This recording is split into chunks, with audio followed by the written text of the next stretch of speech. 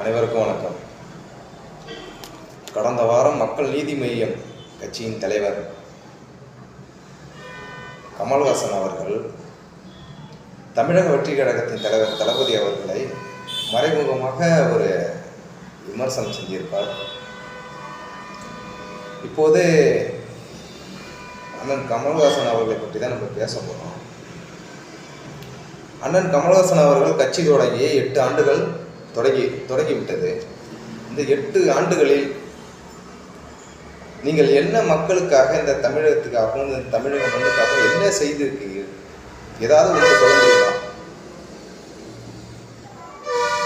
அப்படி என்ன சாதிச்சிருக்கீங்க? நீங்கள் தளபதியை பற்றி பேசுவதற்கு உங்களுக்கு யோக்கியதை இருக்கா? அப்படி பேசுகிறீங்கன்னா இந்த 8 ஆண்டுல நீங்கள் அப்படி என்ன செஞ்சிருக்கீங்க? இந்த கட்சி தொடங்குனீங்க. கட்சி தொடங்கி திமுகவை பற்றி கேவலமாக விமர்சனம் செஞ்சீங்க. அது எல்லாருக்குமே தெரியும். கேவலமாக விமர்சனம் செஞ்சீங்க, குடும்ப ஆட்சினீங்க, குடும்ப அரசியல் இருந்தீங்க, இப்படியெல்லாம் சொல்லிட்டு அந்த கட்சியிலே போய் கூட்டணி வைக்கிறீங்க. நான் அந்த கட்சிக்கே போக மாட்டேன், நீங்கள் அது கூட்டணியும் வச்சிங்க. அது உங்களுடைய விருப்பம், அதை பற்றி நாங்கள் பேச வரல. இப்படிலாம் ஒரு கிளை தாவும் பார்த்தீங்களா, இந்த குரங்கு அதெல்லாம் நிறையா பார்த்துருப்போம். அதுமாரி தான் நீங்கள். ஏன்னா இதுமாரி இருக்கிற நீங்கள் தளபதியை பற்றி பேசுறதுலாம் உங்களுக்கு தகுதி இருக்கா, யோக்கியதை இருக்கா? கட்சி தொடங்குனீங்க, சரி. கட்சி தொடங்கி அதுக்கப்புறம் நீங்கள் என்ன பண்ணீங்க? பிக் பாஸுக்கு போனீங்க. நீங்கள் இந்த தமிழகத்தை ஆளணும், இந்த தமிழ்நாட்டு மக்களுக்கு இதெல்லாம் செய்யணும், தமிழ்நாட்டில் பல குறைகள் இருக்கிறது, மக்களுக்கு நிறைய தேவைகள் இருக்கிறது, அதை பூர்த்தி செய்யணும். அதுக்காக நம்ம ஏதாவது இந்த கட்சியை ஆரம்பித்து இந்த கட்சியால் அந்த மக்களுக்கு எதனா செய்யணும்னு நீங்கள் நினச்சி வந்தீங்களா? அப்படி இல்லையே.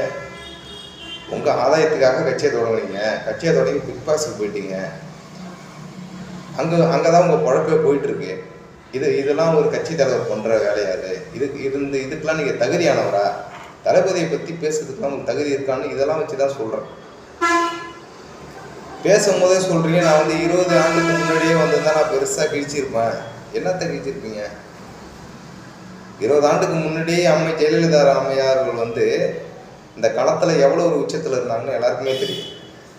என்ன நீ அந்த 20 ஆண்டுக்கு முன்னாடி நீங்கள் வந்திருந்தாலும் என்ன பெருசாக சாதிச்சிருப்பீங்க, என்ன கிழிச்சிருக்கு? இப்பயே உங்களால் முடியலையே. ஒரு வெற்றிடம் இருக்குது.